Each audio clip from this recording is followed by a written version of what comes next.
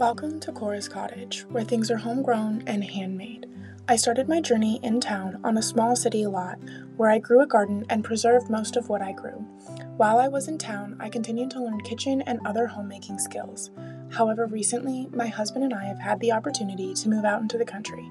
This means we have more space, and I will be expanding my garden and preservation skills this summer. I want to continue to expand my homesteading and homemaking skills as well. Follow along with me on this journey as I share what I learn. Good morning from the garden. It's a beautiful morning. The fog is starting to burn off. It's about 8 o'clock and I'm just going to give you another little garden tour. It's been about a month since I did one. So on this end here, we've got the beans. They are a little sparse, but I still think that we'll be able to get quite a few out of them this year, and they are getting close to being ready for harvest. You can see some of the blooms there, so I'm guessing a week, maybe 2, and we will be starting to harvest a few beans. Then we have our potatoes. These are doing very, very well. I've already harvested a few down on this far end.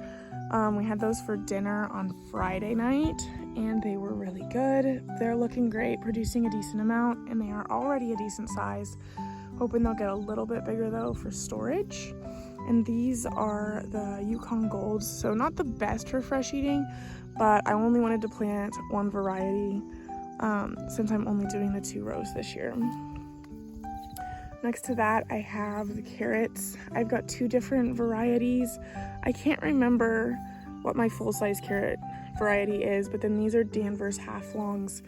And I've got 2 50-foot rows, less about 5 feet on the end there. I have beets, which I have about 1 more harvest of beets left to go. Then our onions, these are doing really well. So there's some of them are starting to be mature. As you can see, like their tops are starting to fall over. So when I need onions, I'm coming down to the garden and I'm grabbing those. Here before too long, I will start pulling them and getting them ready to dry, the ones that are mature. Back to the carrots. I've thinned these twice now.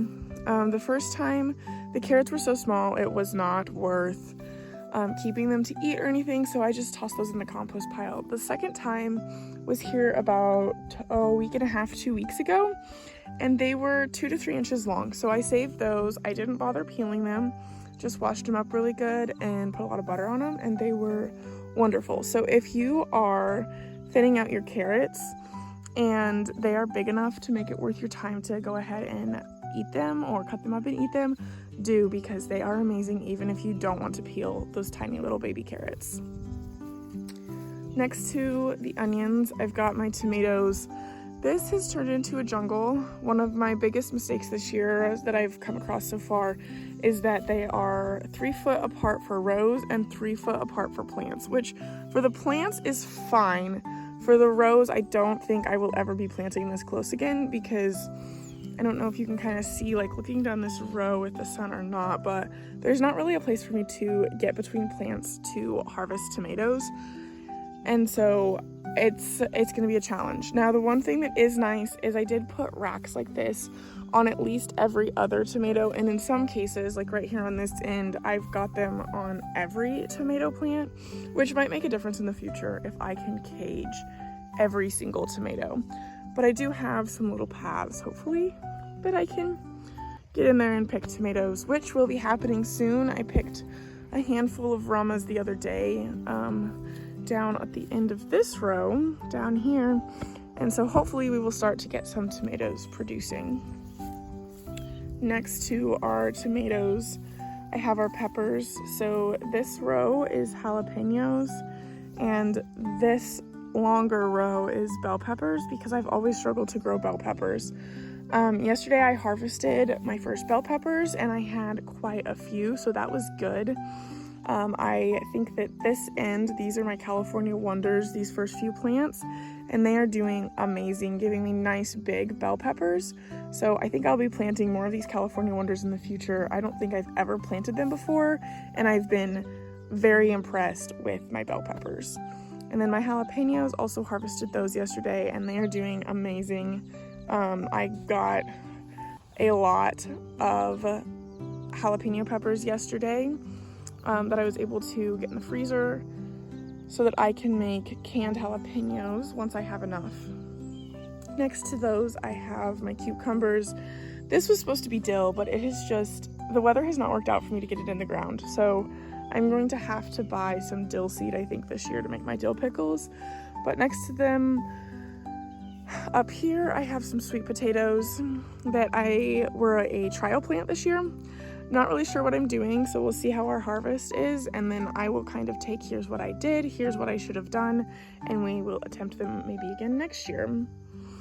Oh, back to my cucumbers. So this is the first year that I have planted a pickling variety. So they're much smaller, which you can kind of see in here. They won't get much bigger than that. And that's really nice because of how they'll fit in jars, and just I like them better for eating. I've seen other people do them that way, but this is the first year that I have grown them myself, and they are doing really well, but I do wish I would have planted a few more. They aren't in their peak production yet, but I also know that I need to stock up my cucumbers, or I guess my pickles this year, because I am almost out on my shelf, and we go through a lot of pickles. Then up here I have my okra, which is doing well. We're starting to see where some baby okra are coming in a few places. They're kind of hard to find here and there, but it shouldn't be too long and we will be getting some okra, hopefully. You can kind of see some little ones there starting to come in. Then up here we have our summer squash and our zucchini, which if you've planted either of these before, you know that they go absolutely crazy. So we have had tons. I've been giving it away like crazy because I'm not ready to start putting it in the freezer yet, and I can only use so much fresh. So we are hopeful that they'll continue to produce like they have been, so that I can get some in the freezer later this year. And you can see down in there that we've got some little ones coming. There's a little one down in there. And then next to our sweet potatoes over here, we've got a row of winter squash that I don't know what's going on through here. It's very patchy this year, and I'm not sure why. I'm wondering if it's because I had some old seed, because I did have about half old seed, half new seed, and that would make sense because that end had the old seed. This end had the new seed, and this end is doing much better. But hopefully we'll still get a few winter squash out of that for the family. Then over here, we've got cantaloupe, which we've got some little ones starting to set on in places. I don't want to walk too far in here, but I found one the other night. I'll throw a picture up on the screen of our little cantaloupe that are starting to come in. Oh, there's one here on the end. And then the next 25 feet down there on that end is watermelon. And we've got a few of those starting to set on and look pretty good. And then next to that, we have our gourds and our pumpkins. So we have about 25 feet of big jack-o'-lantern pumpkins, about 25 feet of a mixed gourd, and then we have 50 feet of a mixed packet of Baby Boo and Jack Be Littles in this row. And I put this fence up because that last row is planted right on the edge of the garden. There's maybe 3 feet between the row and this fence, probably not even that much. And so that would keep it from growing clear out into the yard and give them more space to hopefully grow up and over. And then I'm sure they'll still grow down into the yard, because here you can see that these are starting to grow back down. I'm going to try to train them along this fence here like this one is. Partly because I just like how pretty it is when vines grow up and over a fence, and partly to give them a little more room before they start getting out here where I mow all the time. Over here in my tubs, these were one of my biggest failures this year that I've had so far. I planted a bunch of herbs. I planted broccoli and cauliflower. I planted some cabbage, and I've just not had good luck with any of it this year.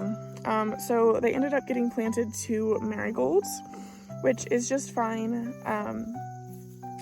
I don't mind that they went to marigolds, that I ended up planting marigolds in these, but it was disappointing to not get pretty much any herbs. And then I have some that are just empty right now. This is my basil that has just gone to seed and I have not had a chance to do much with. So we will see what I end up doing with that later this year. And then this is my cabbage, which I think I am finally going to come harvest it. I kept hoping the heads would get a little bit bigger, but I think it's just finally to the time where I need to come get it and do something with it. Then we have more marigolds up through here until we get to the pots where I pulled the broccoli and cauliflower. It just didn't ever do anything for me.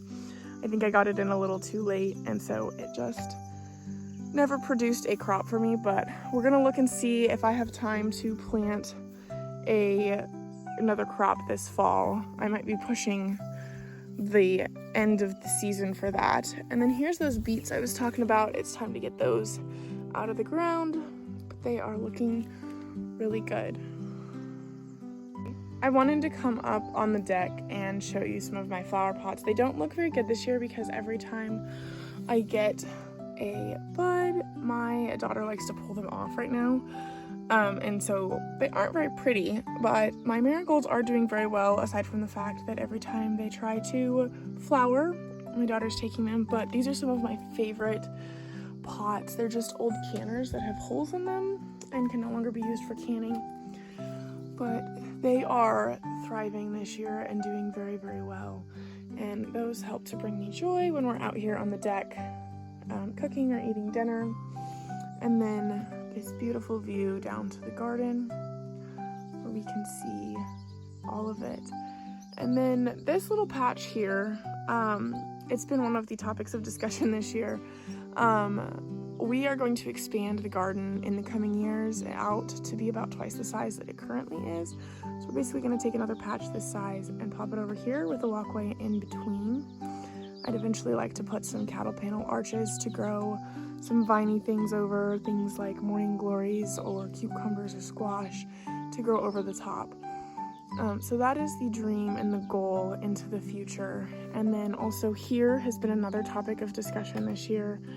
So you can't tell as much from up here, but this used to be a bed, but the border had started to sink into the ground and wasn't very distinct, and the grass was starting to grow in. So I just went ahead and I took that border all out all along there. So next spring the plan is to come in.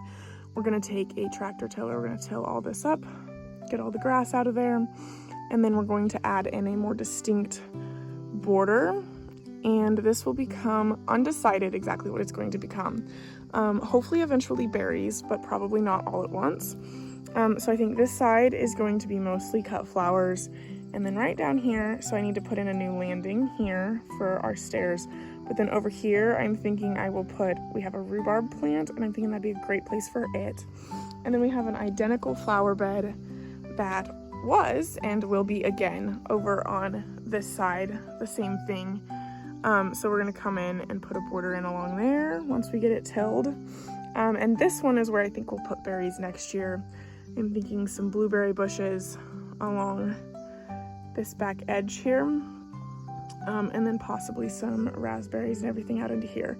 I am, again, not entirely decided on which side we're going to do first into berries, but I would like to eventually have blueberries and blackberries, raspberries, and strawberries back in this area that we can have for fresh eating and to freeze for the winter time.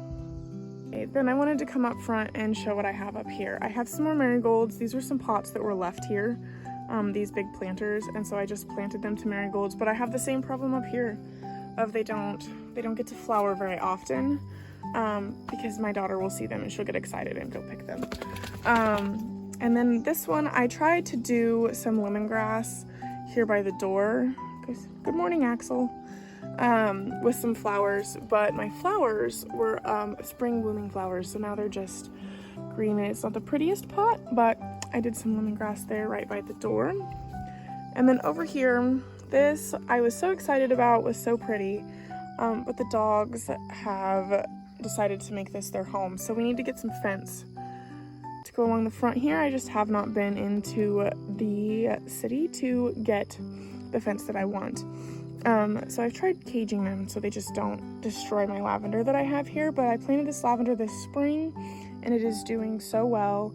And then I think my biggest mistake when it comes to the dogs is that I put down this cedar mulch, which helps keep flies away. So they like to come back in here, and it's cool because this is a shaded area for most of the day, especially the heat of the day. And so they dig a hole and lay here because it helps keep the flies away. And then you can kind of see another divot where the other dog likes to lay. So that's something we have to get fixed, but I am very excited to have a little lavender patch right out front.